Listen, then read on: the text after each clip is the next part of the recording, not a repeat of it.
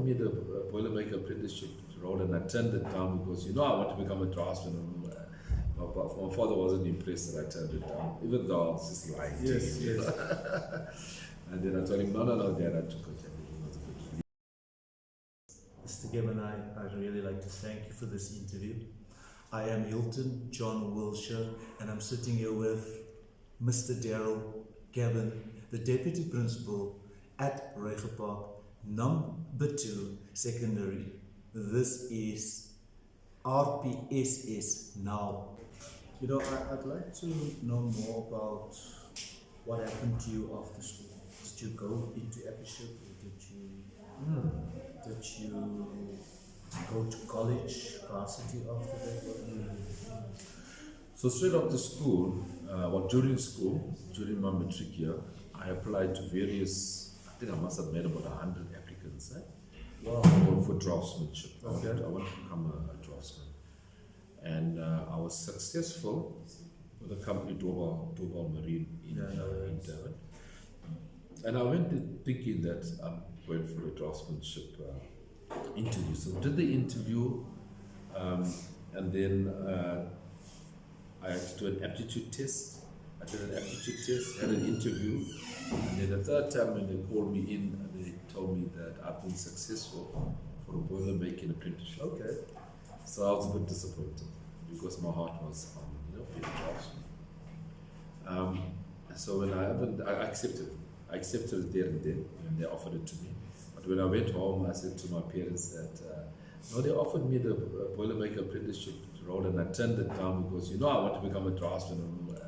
My father wasn't impressed that I turned it down, even though I was just lying. Yes, to him. yes. And then I told him, no, Dad, I took it. Everything was a good relief.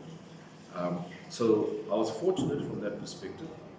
It was the first year that Dobal took in non-whites. In the past, they only took non-whites.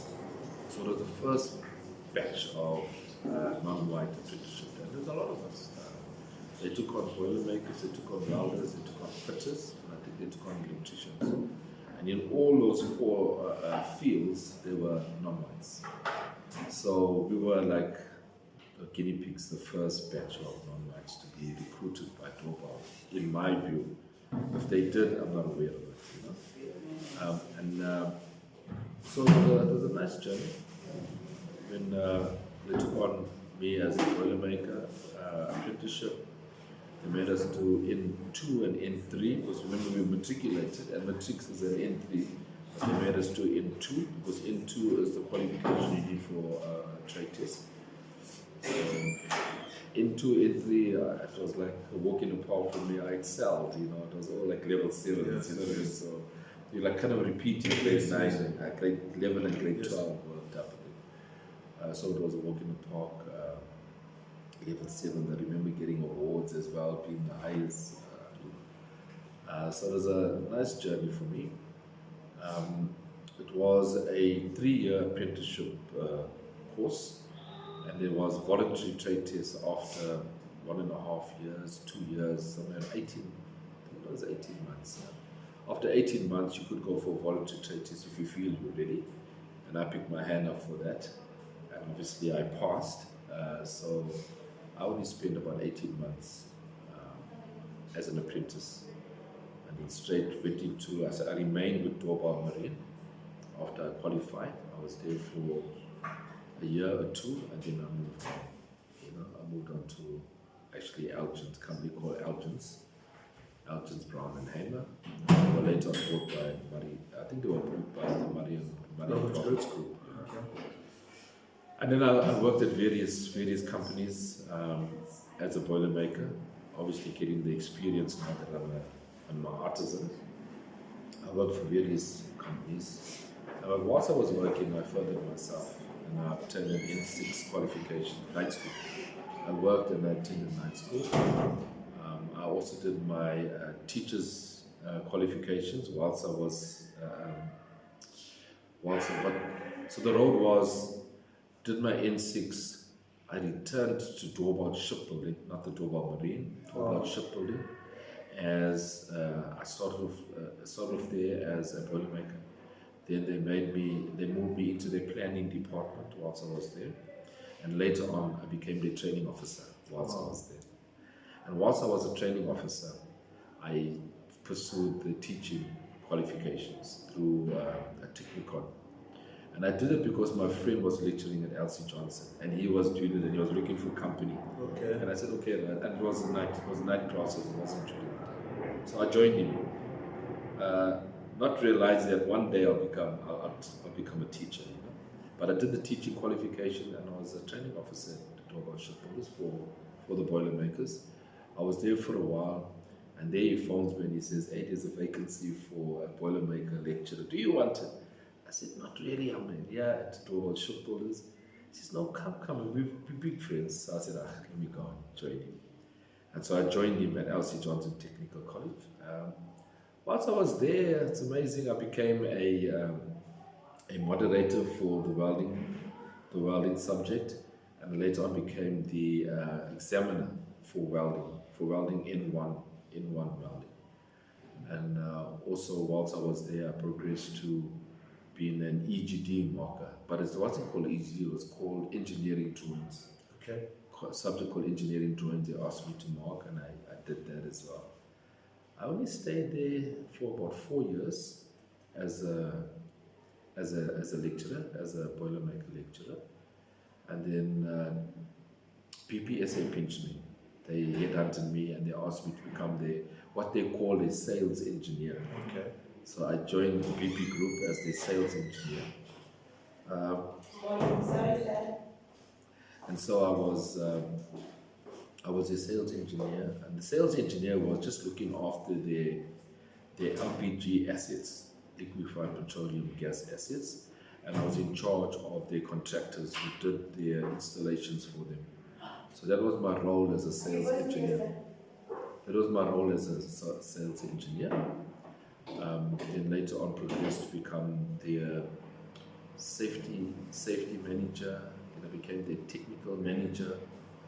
And then I became the product development manager. And that's when they moved me to Joburg. They transferred me to Joburg. I was the product development manager. In that time, I introduced a new offer to the market, what they call Shlalupepile. Okay. It's called Shlalupepile. In essence, it was a 5 kg cylinder and a 2-plate gas stove. That was the market. So prior to that, they made me do an MBA.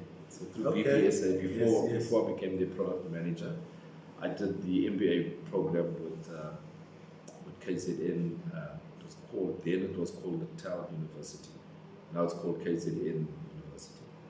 And I did the MBA through them. And my dissertation was what does the poor people need in terms of getting off electricity and being sustainable and being cheap. So I did my dissertation was on that whilst I was doing my MBA, and I went into the townships and did research on what would encourage you to use gas, because at the time most people were using paraffin, and paraffin was killing a lot of people because of paraffin was used in the shacks, and one shack burnt and it has a ripple effect. You have hundreds and thousands of shacks burning. So paraffin was it's a cheaper form of energy, but it was regarded as a dangerous energy, because when a shack does get alight, it has fatal implications. It's given it's self-evident that over the years, as you've explained to us, that you are the type of individual that's a go-getter. You know, you don't sit on your hands. You want to better yourself all the time. Take us back to when you were at high school, you know, grade 12 in particular. What subjects did you take in order for you to qualify to become this Boilermaker? So grade 12, I attended a school called Fairvale High School. Fairvale High School, it was called in Durban, area called Wentworth. Yes. I schooled there for my matric. It was one of the very few technical schools in coloured communities. The subjects that I enrolled for then was English, Afrikaans, mathematics, physical science, engineering drawings, and woodworking. I think it was 6 subjects then, if my memory serves me correct. And those were the subjects that I did. And that's what enabled me to get the apprenticeship at Torbal Marine because of my technical subjects. Yes. You've mentioned your qualifications, and now you are at a secondary school. By the way, this is Reiger Park Secondary School, situated in the Boksburg area on the East Rand in Johannesburg.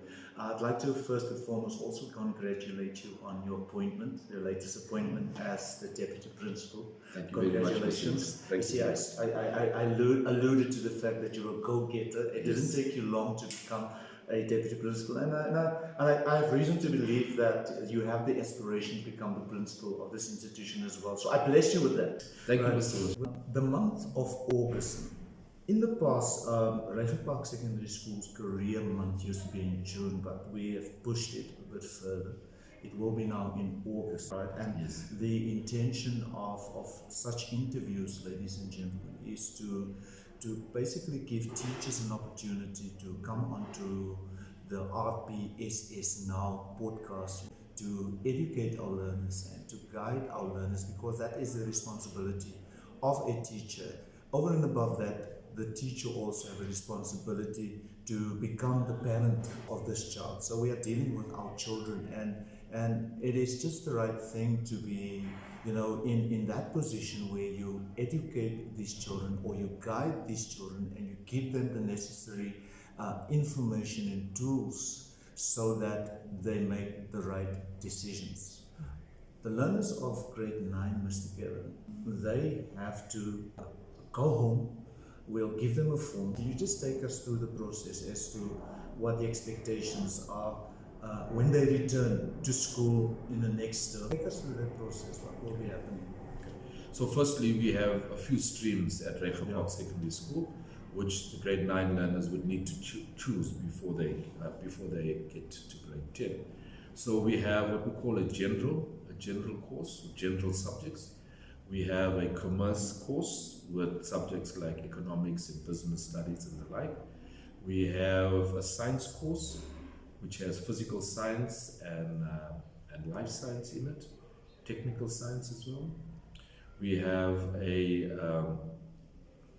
technical course, which is divided into four streams.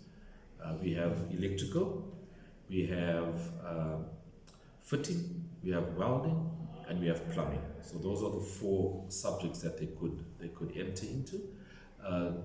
The other subjects that are attached to the technical stream is technical maths, technical science, LO, and EGD, which is engineering, graphics, and designs, which is similar to engineering drawings. And all those 5 subjects, of course, English and Afrikaans, which makes the 6th and 7th subject. But all those 5 content subjects all have PAT attached to it. So our learners are very excited because the PAT element, it's virtually impossible for them to fail, because of the PAT element. The PAT element is normally a practical element where the learners physically make something in their various fields. So like for argument's sake, in welding, they would make like a braai stand. In fitting, they would make biltong cutters, things like that. In plumbing, they make some sort of a shower head, to my knowledge. So it's practical things that they can either purchase if they'd like, or leave it for the school. The school will sell it and get some money for fundraising. So that's in essence are the fields that they would need to choose from. So what we would do is we would normally have what we call a career day, and on the day we invite all the grade 9 learners to sit in the staff room or the inner court or a hall, and where we have different teachers with different departmental heads of the different subjects will come into the hall, and they would explain to the learners what their field entails and why they should join their field. And at the end of that day, we normally would give the learners a form. By that time, we believe that the learners are informed in terms of what field they should choose, and the learners would be given a form. They take it home to their parents, and they would talk to their parents around, Mom, Dad, this is what we were told. These are the various fields on this form, but I think I should go here because of Mr. X said you must go here because of X, Y, and Z. So we believe that at the end of the day, the next day they will need to bring the form back to the school, and then the team that's in charge of the career day will now put the learner in the respective field, and that's how the timetable and that is derived from that. But I also want to say that my heart, obviously, as you know, is technical. Yeah. So I'm very biased towards technical because that's my expertise and that's the field that I've traveled all my life.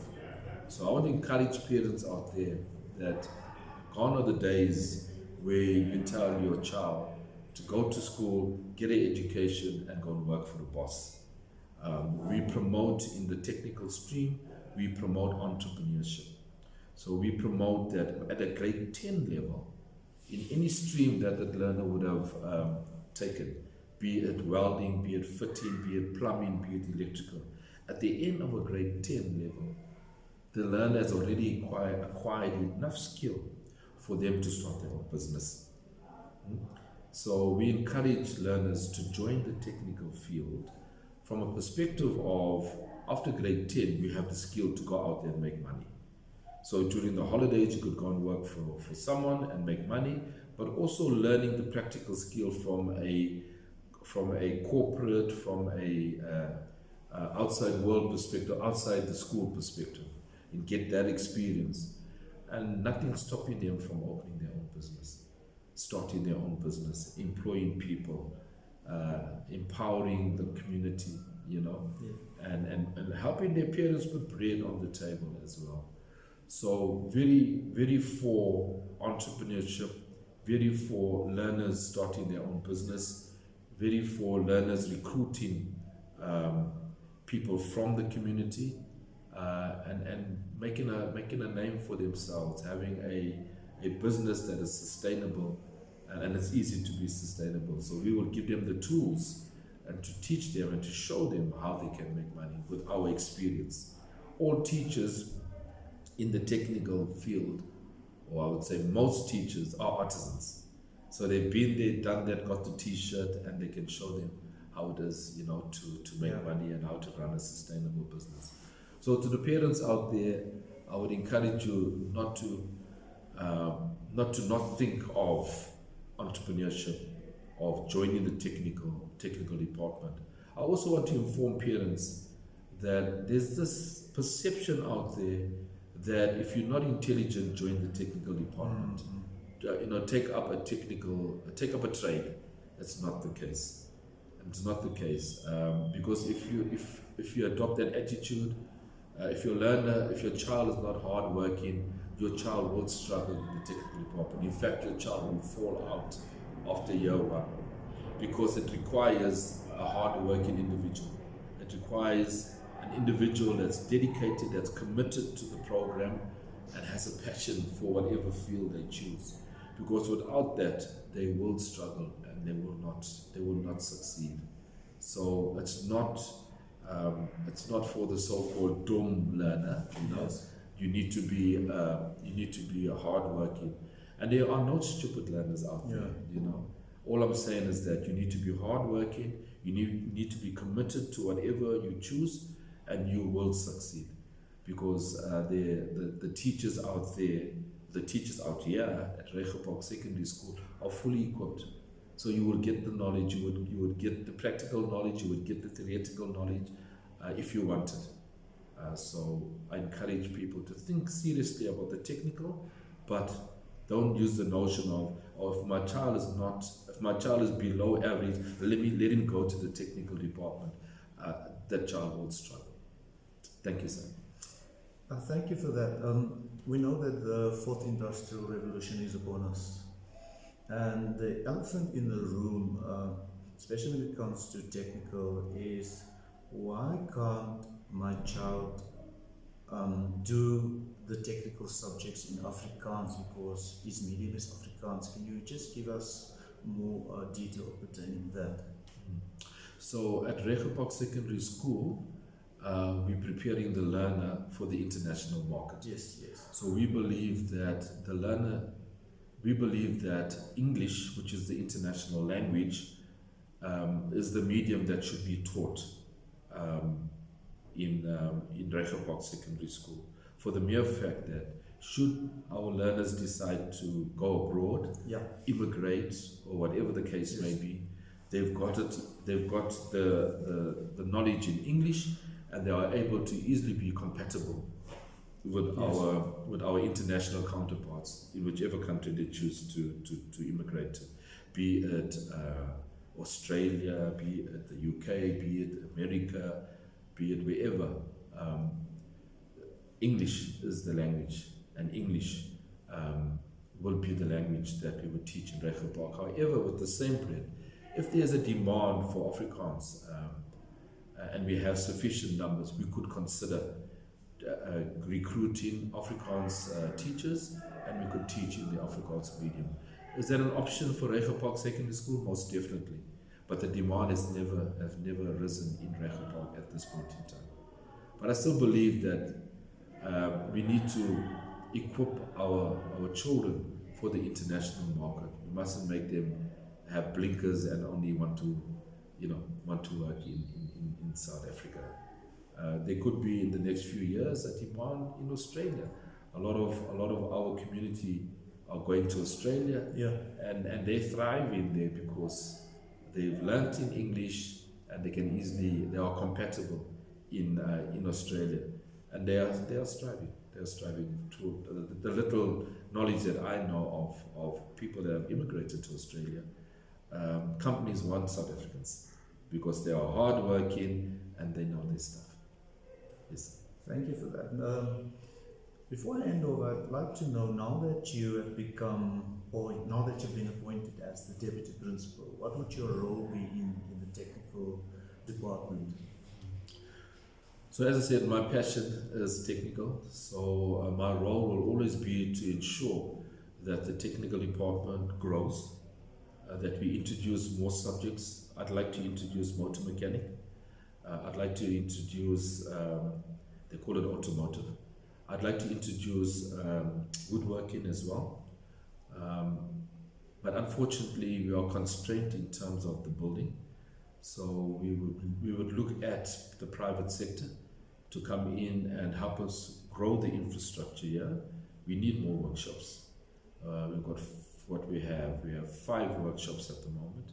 So if I had to introduce any other subjects, we need to increase the building. We need to build a workshop for automotive, for woodworking and the likes.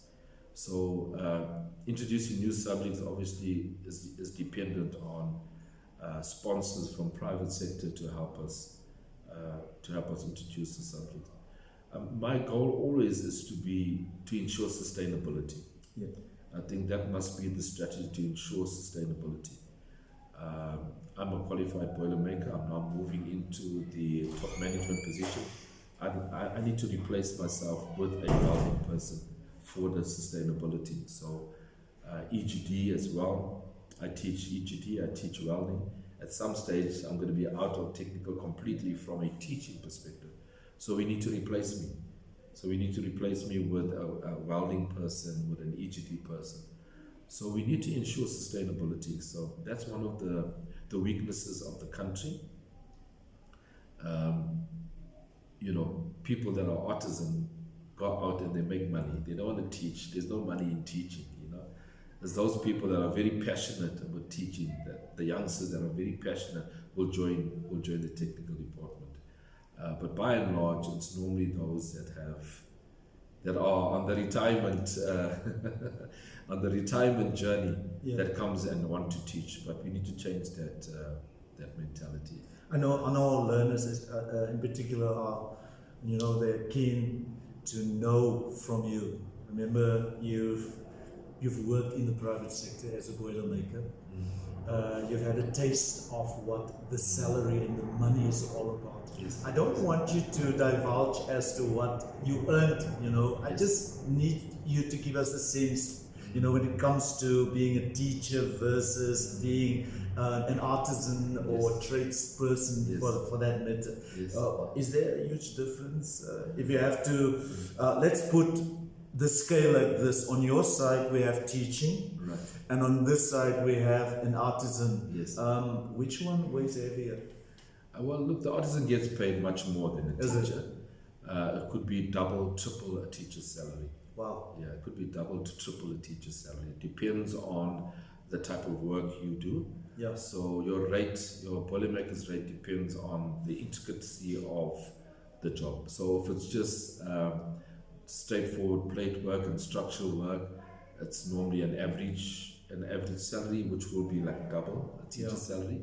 If you're working on intricate stuff like pressure vessels and boilers and all of those type of things, then it could be triple, depending on. You can make a good living. Easy. And you know what happens with boilermakers is lots of overtime as well. Is it? There's lots of overtime because obviously there's time frames that you need to adhere to, and you have hiccups along the way, and then overtime kicks in, and so you make a lot of money. I'm going to give you an opportunity now. What is a boilermaker? What do you do?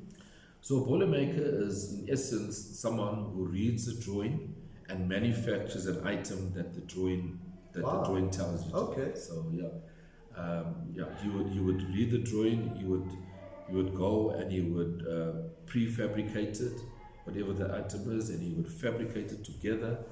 You would tack weld it and have it together. And then So you work with steel. You work with steel. Yes. You work with different types of steel. Yeah. You work with mild steel, stainless steel, aluminium, whatever the job dictates.